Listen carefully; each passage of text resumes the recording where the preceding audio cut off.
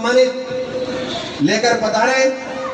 उनके साथ में सोनकच्छ मार्केटिंग के अध्यक्ष पूर्व जिन्हें हिंदू सभी के नाम से हम सब जानते हैं एवं सोनकच्छ मार्केटिंग के अध्यक्ष बहादुर सिंह जी पिलवानी साहब एवं समस्त चुनाव का विजय हो चुका है सोनकच्छ विधानसभा का, और हमें सोनकच्छ में कमल खिलाना है और भारतीय जनता पार्टी का विधायक बनाना है।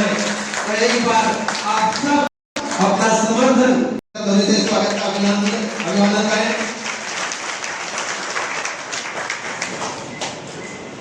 आप सब पुनः ताली की करता ध्वनि से स्वागत का अभिवादन करें। अब मैं अध्यक्ष के लिए पुनः ताली की करता ध्वनि से स्वागत का अभिनंदन करें। का आप सब ताली की करता ध्वनि से स्वागत करें, क्योंकि शायद हमारे उपाध्यक्ष महोदय का भी पुष्पमाला से स्वागत हो रहा है। विशेष अतिथि के रूप में उपस्थित हैं, उनके स्वागत के लिए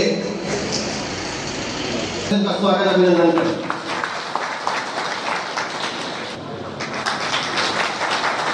पंकज जी यादव, पटेल साहब कुमारिया, भारतीय नरेंद्र जी कुमारिया उपस्थित हैं।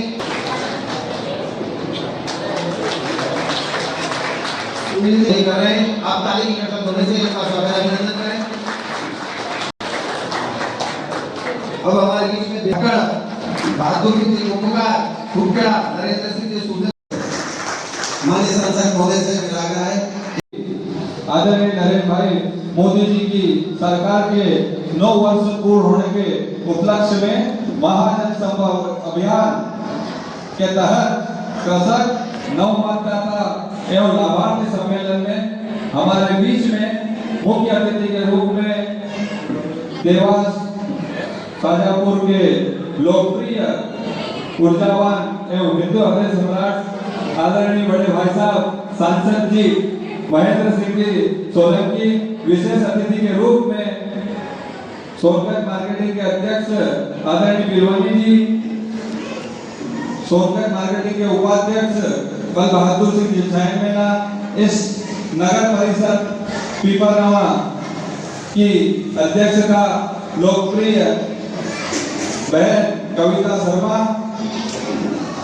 जिला योजना समिति के सदस्य आदिवासी जी, हमारे बीच में हम सबके वरिष्ठ सम्माननीय प्रभु शंकर जी राठौड़ पधार चुके हैं। जितने भी हैं उनको ये बताने के लिए कि भारतीय जनता पार्टी की सरकार, केंद्र और राज्य की सरकार द्वारा विगत 9 वर्षों में जो योजनाओं द्वारा लाभ मिला है उनको जन जन तक पहुंचाने के लिए यह महाजन संपर्क अभियान 30 मई से 30 जून तक 1 महीने तक चल रहा है, जिसके तहत सभी मंडलों में ये कार्यक्रम किए जा रहे हैं। आज इस उपलक्ष्य में मैं अपनी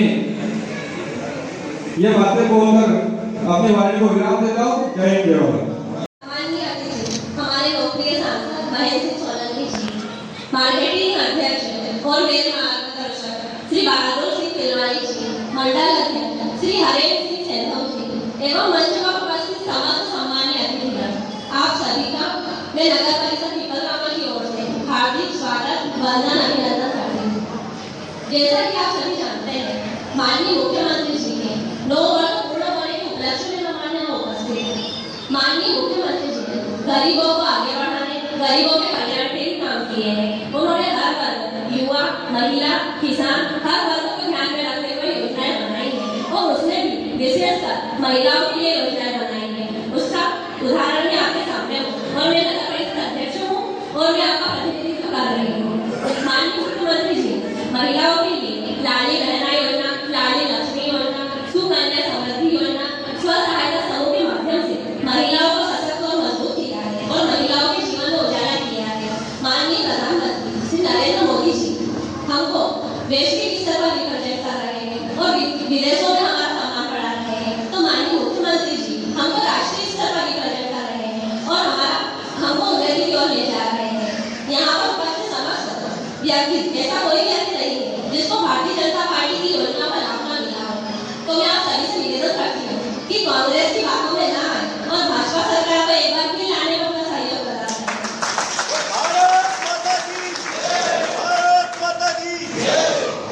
माननीय सांसद जी, आपसे भी मेरा निवेदन है कि सांसद जी, हमारे नगर की 500 बीघा जमीन जो उद्योगों की शामिल थी, उस पर अभी तक उद्योग स्थापित नहीं हुए हैं।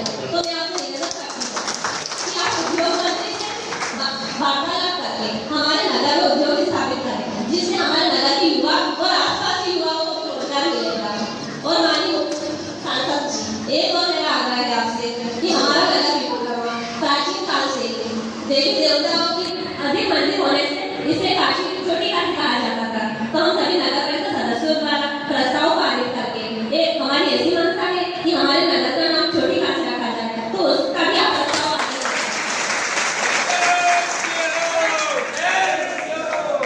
और माननीय सांसद जी, हमारे नगर में मुक्तिधाम न होने से बहुत समस्याओं का सामना हो रहा है। तो हमने डीपीआर तैयार करी है, तो आप उसके लिए स्वीकृति दीजिए और आशीष दीजिए। Thank you so much. सुशासन और गरीब कल्याण के 9 वर्ष पूर्ण होने पर आयोजित महाजनसंपर्क अभियान इस कार्यक्रम में उपस्थित हमारे भारतीय जनता पार्टी सोनकंज ग्रामीण के मंडल के अध्यक्ष आदरणीय हरेंद्र सिंह जी सेनव साहब, हमारे भारतीय जनता पार्टी के बहुत ही वरिष्ठ, हम सब के मार्गदर्शक आदरणीय प्रभु शंकर जी राठौर साहब, सोनकंज मार्केटिंग के अध्यक्ष आदरणीय बहादुर सिंह जी बिलवानी साहब, नगर पंचायत परिषद पीपल रवा के अध्यक्ष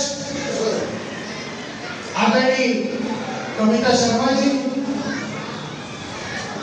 परिषद के उपाध्यक्ष आदरणीय राजेंद्र नाहर जी, आदरणीय वेणुलाल जी आदिवासी, आदरणीय बल बहादुर सिंह जी, आदरणीय बद्रीलाल जी नाहर साहब, बहुत कुछ कार्य हुए और जरूरी नहीं कि उन सब कामों को मैं आपको बताऊंगा तभी आपको मालूम होगा। आज का दौर बहुत गति का दौर हो गया है। अखबार के माध्यम से, टीवी चैनल्स के माध्यम से, सोशल मीडिया के माध्यम से, फेसबुक व्हाट्सएप के माध्यम से हर खबर आप तक निश्चित रूप से पहुंच जाती है। मुझे इस बात की जानकारी है, मगर कुछ बातें ऐसी हैं जो मात्र फेसबुक पर देख लेने से, व्हाट्सएप पर देख लेने से, अखबार में पढ़ लेने से हमारे जहन में आ जाती हो, ऐसा जरूरी नहीं है। एक विषय है, थोड़ा सा टेढ़ा विषय है, बहुत गंभीरता से सुनने का विषय है, और वो माता बहनें जिनकी छोटी छोटी बच्चियां हैं, जो अपनी छोटी बच्ची की परवरिश करती हैं, जो लाडली लक्ष्मी की परवरिश करके उन्हें अच्छी शिक्षा देकर, अच्छा जीवन देकर उन्हें अच्छा व्यक्ति बनाना चाहती है, वो माताएं बहनें जरूर इस बात को गंभीरता से सुने। एक शब्द है जिहाद। जिहाद कितने लोग समझते हैं जिहाद क्या होता है? कितने लोगों को मालूम है कि जिहाद क्या होता है? हाथ खड़े करके बताएं, जिहाद कितने लोग समझते हैं? क्या है ये जिहाद? जिहाद एक लड़ाई का नाम है। हो गया, एक लड़ाई है, एक ऐसी लड़ाई जो हमारी भारत की संस्कृति को खत्म करना चाहती है, हमारे भारत को खत्म करना चाहती है, हमारी भारत माता को खंडित करना चाहती है, हमारी भारत माता के टुकड़े टुकड़े कर देना चाहती है। और उसी लड़ाई में अनेक बार आपको ये समाचार सुनने को मिलता होगा कि कुछ लोगों ने कांग्रेस की रैली में पाकिस्तान जिंदाबाद के नारे लगाए। अब बताइए कि आप रहते भारत में, खाते भारत का है और गुणगान पाकिस्तान का करते हैं। बात ठीक है क्या? ये बात सही है क्या? जो व्यक्ति भारत में रहता है, भारत का खाता है, उसे भारत माता की जय बोलनी चाहिए या पाकिस्तान जिंदाबाद का नारा लगाना चाहिए? आप बताइए, जोर से बताइए, क्या कहना चाहिए उसे? क्या कहना चाहिए? क्या कहना चाहिए? उसे कहना चाहिए भारत माता की, भारत माता की। और वो क्या कहता है? वो कहता है पाकिस्तान जिंदाबाद। वो कहता है भारत तेरे टुकड़े होंगे इंशाअल्लाह, इंशाअल्लाह। वो कहता है कि हम भारत के टुकड़े करके रहेंगे। तो ये कौन ताकतें हैं जो भारत को तोड़ना चाहती है? और जो ताकतें भारत को तोड़ना चाहती है, उन्हीं ताकतों ने जिहाद छेड़ रखा है, जिहाद। उसी शब्द का नाम है जिहाद। और अलग अलग जिहाद, एक प्रकार का जिहाद नहीं, अलग अलग प्रकार का जिहाद। उसमें एक जिहाद है जिसमें वो हमारी छोटी छोटी बेटियों को, हमारी नन्ही मुन्नी बेटियों को, हमारी स्कूल जाने वाली बेटियों को, हमारी कॉलेज जाने वाली बेटियों को शिकार बनाते हैं। और उसका नाम है लव जिहाद। लव जिहाद के माध्यम से हमारी बेटियों पर निगाह रखते हैं, उन्हें झूठे प्रेम के जाल में फंसाते हैं। इसके बाद उससे विवाह करने का षड्यंत्र करते हैं और शादी के बाद उस पर दबाव डाला जाता है कि तुम अपना धर्म बदलो, तुम हिंदू हो, हिंदू से मुसलमान हो जाओ, तुम हिंदू हो, हिंदू से कोई दूसरा धर्म में आ जाओ। इस तरह का दबाव उस बच्ची के ऊपर बनाते हैं। और वो जब बच्ची कहती है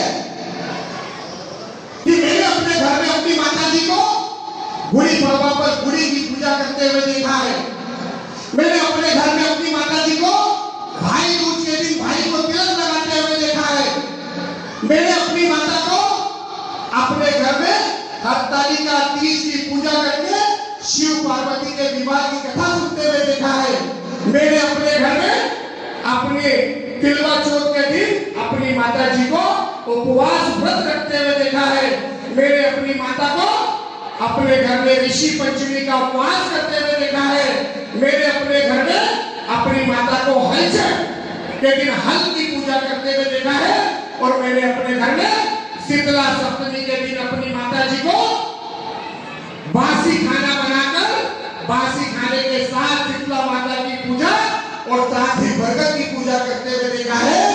मैं कोई दूसरे धर्म को स्वीकार नहीं कर सकती, मैं सनातन धर्म की रानी हूँ और मैं हिंदू हूँ।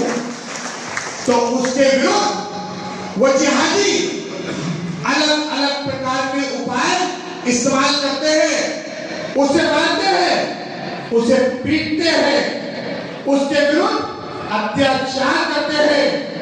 और यदि वो इसके बाद भी अपना हिंदू धर्म छोड़ने के लिए नहीं मानती तो उसका कत्ल कर दिया जाता है, उसके टुकड़े कर दिए जाते हैं और उसके टुकड़े करके उन टुकड़ों को फ्रिज में रख दिया जाता है, फ्रीजर में रख दिया जाता है, न नदी नाले में फेंक दिया जाता है। इस तरह की घटना लगातार लौ जिहाद में ये जिहादी कर रहे हैं और इन जिहादियों से हमें अपनी बेटियों को, अपनी बच्चियों को, अपनी बहुओं को और अपने परिवार के प्रत्येक महिला को बचा के रखना है। ये बात आप गांठ बांध कर रख लो। और इसी प्रकार का एक जिहाद और, ये तो लौ जिहाद हो गया। एक जिहाद वो चल रहा है लैंड जिहाद। लैंड इंग्लिश एक शब्द है। लैंड का मतलब होता है जमीन। लैंड जिहाद यानी जमीन का जिहाद। अब इस लैंड जिहाद में क्या करते हैं कि एक स्थान देखकर वहां पर 4 ईंट रखते हैं, फिर 4-5 दिन बाद आकर वो 4 ईंट को 8 ईंट कर देते हैं, फिर 8 ईंटों को 12 ईंट कर देते हैं और फिर 12 ईंटों को 16 ईंटें कर देते हैं और फिर 1 महीने बाद आकर उस पर एक हरी चादर चढ़ा देते हैं और कहते हैं कि यहाँ पर मजार है। अब मजार के लिए जरूरी है कि वहां पर एक मुर्दा गाड़ा जाए। अब उसका कोई रिश्तेदार नहीं गड़ा, उसके परिवार का कोई व्यक्ति नहीं गड़ा, उसका कोई रिश्तेदार नहीं गड़ा, उसके कुटुंब का कोई व्यक्ति नहीं गड़ा। केवल ईंट रखकर एक हरा कपड़ा डाल दिया और कहता है ये मजार है। और धीरे धीरे वो मजार बढ़ती चली जाती है, बढ़ती चली जाती है और वो बढ़ते बढ़ते लगभग 10 बाय 10 के कमरे का रूप ले लेती है। उसके आसपास ये बाउंड्री बना देते हैं और बाउंड्री बनाने के बाद अंदर से उस मजार को तोड़कर उसमें नमाज पढ़ना शुरू कर देते हैं और इसके बाद वो मजार मस्जिद में तब्दील हो जाती है। और हम कई बार इस प्रकार की मजार को देखकर कोई प्रतिक्रिया नहीं करते। हम सोचते हैं कि ठीक है, मजार बनी है तो बने रहने दो, मगर उस मजार में कोई मुर्दा नहीं गड़ा।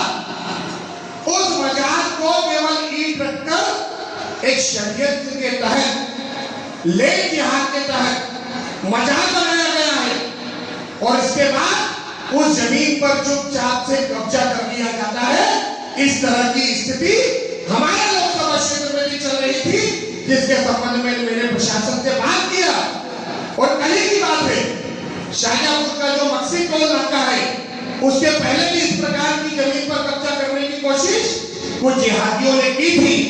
मैंने जिला प्रशासन से बात की और उस जगह पे जो अतिक्रमण हो रहा था, उस अतिक्रमण को वहां से हटवाने का काम किया। ये जिहाद हमारे बच्चों के भविष्य के लिए बहुत बड़ा खतरा है। हमारे देश में जो काम हुए हैं वो वर्तमान के लिए हुए जो योजनाएं हमें मिली, तो सारी बातें हमारे सांसद महोदय और आने वाले वक्त से बताएंगे। परंतु आप सब जानते हैं कि हमारी सरकार ने जनता के लिए क्या किया। वैसे प्रचार प्रसार तो अनेक प्रकार के होते हैं। अभी मैं घर से निकला, मीठी कुंडी पर से गाड़ी में बैठा, कोई सर्वे करने वाले आए, मतदाताओं का सर्वे करने आए हैं यार। वो चले गए, जिसके बाद वहाँ पहुँचा तो वहाँ कुछ लोगों से उन्होंने चर्चा की। तो भैया कांग्रेस वाले के लिए बात कही कि सरकार ने कुछ नहीं किया। मैंने 2-4 लोगों से बात की, मैंने कहा भैया कहीं कुछ नहीं हुआ। तो बोले ये कि सरकार ने क्या किया। कुछ लोगों ने ये कहा कि 14 साल में सरकार ने कुछ नहीं किया।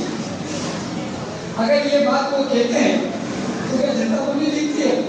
आप सब उपस्थित हैं, आपको सबको ये लगता है कि सरकार ने 14 साल में कुछ नहीं किया।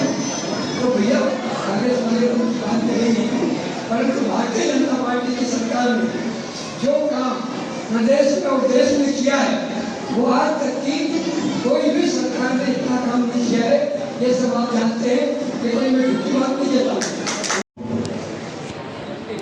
अतिथि के रूप में हमारे बीच में पधारे हम सबके सम्माननीय सक्रिय, जुझारू एवं हिंदू नेता महेंद्र सिंह जी सोलंकी के सांसद साहब, हम सबके वरिष्ठ प्रभु शंकर जी राठौर साहब, पाटीदार जी, नगर पंचायत पीपरवाह के अध्यक्ष कविता शर्मा जी, उपाध्यक्ष राजेश नाहर जी, मेरे साथ मार्केटिंग में उपाध्यक्ष बलवासुर सिंह जी, जोड़ई के सरपंच लखन देवड़ा जी।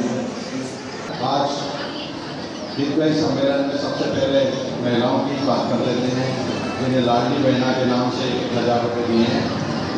और इससे पहले भी 17 साल की सरकार में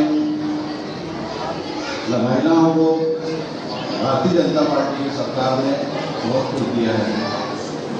सबसे पहले जन्म होते ही लाडली लक्ष्मी योजना दी, डिलीवरी के समय 15 दिन की छुट्टी, लड्डू।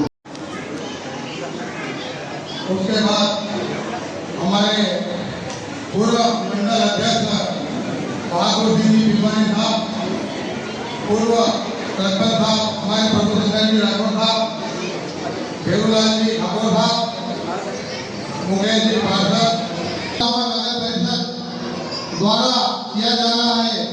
निश्चय ही भारत सरकार और मध्य प्रदेश सरकार की जन कल्याणकारी योजनाएं, 62 योजनाएं हमारी केंद्र और राज्य सरकार की सभी लोगों को मिल रही है। आप सभी यहाँ पधारे, इसके लिए नगर परिषद पीपरवाह का बहुत बहुत धन्यवाद मांगती है। प्रधानमंत्री नरेंद्र मोदी के 9 वर्ष पूर्ण होने पर उन्हीं की आज्ञा के अनुसार हमारे हिंदू राष्ट्र के जागृत करने वाले हमारे सांसद महोदय हमारी आवाज नगर पीपरवाह की और पूरे देवास लोकसभा क्षेत्र के हो, वो लोकसभा में पहुंचाते हमारे ऐसे सांसद जो हमारे आज मुख्य अतिथि हैं। मोदी जी के आशीर्वाद से आप तक, आपके घर तक मोदी जी के जो काम हुए हैं, जो मोदी जी ने 9 वर्ष में जो काम किए हैं, उसकी सारी रूपरेखा बताने और आने वाले भविष्य 2023 और 24 में हमको क्या करना है, उसके विषय में आपको बहुत सारी जानकारी देंगे। मैं उनका स्वागत करता हूँ, अभिनंदन करता हूँ। हमारे मंच में बैठे सभी पिलवानी साहब, सरपंच साहब, हमारे को पता नहीं चला और आज हमारा भारत कोरोना से पूरी तरह से मुक्त होकर हमारे सारे लोग पूरे स्वस्थ होकर कार्य कर रहे हैं। नरेंद्र मोदी जी ने हमारी संस्कृति से जुड़े हुए काम किए, राम का मंदिर बनाया, धारा 370 हटाई, ट्रिपल तलाक के विरुद्ध कानून लेकर आए, सीए का कानून लेके आए, ये विकास कार्य करवाया। इसके साथ ही उन्होंने इस बात की भी चिंता की कि देश विदेश में हमारे भारत का मान सम्मान बढ़ना चाहिए। और यही कारण है कि आज नरेंद्र मोदी जी अमेरिका जाते हैं तो वहां का राष्ट्रपति हाथ में गुलदस्ता लिए उनके स्वागत में तैयार रहता है कि नरेंद्र मोदी जी आने वाले हैं। जब यही नरेंद्र मोदी जी ऑस्ट्रेलिया जाते हैं तो वहां का प्रधानमंत्री एंथोनी कहता है कि नरेंद्र मोदी जी आप तो बॉस है, बॉस। अब बताइए बॉस कौन होता है? बॉस होता है मालिक, जिसके नियंत्रण में परिस्थितियां हो, जो प्रत्येक परिस्थिति का सामना करना जानता हो, जो अपने देश को और अपने मित्र राष्ट्रों को किसी भी परिस्थिति से बाहर निकालने में सक्षम हो, उसे बॉस कहते हैं। और वही नरेंद्र मोदी जी जब पापुआ न्यू गिनी जैसे देश में जाते हैं तो वहां का प्रधानमंत्री जो करता है वो घटना 75 वर्ष के लोकतांत्रिक इतिहास में कभी घटित नहीं हुई, जब पापुआ न्यू गिनी का प्रधानमंत्री जेम्स मारेप आगे बढ़कर नरेंद्र मोदी जी को प्रणाम करते हुए उनके पैर को छूकर उनका स्वागत करता है और कहता है कि नरेंद्र मोदी जी मुझे आशीर्वाद दीजिए।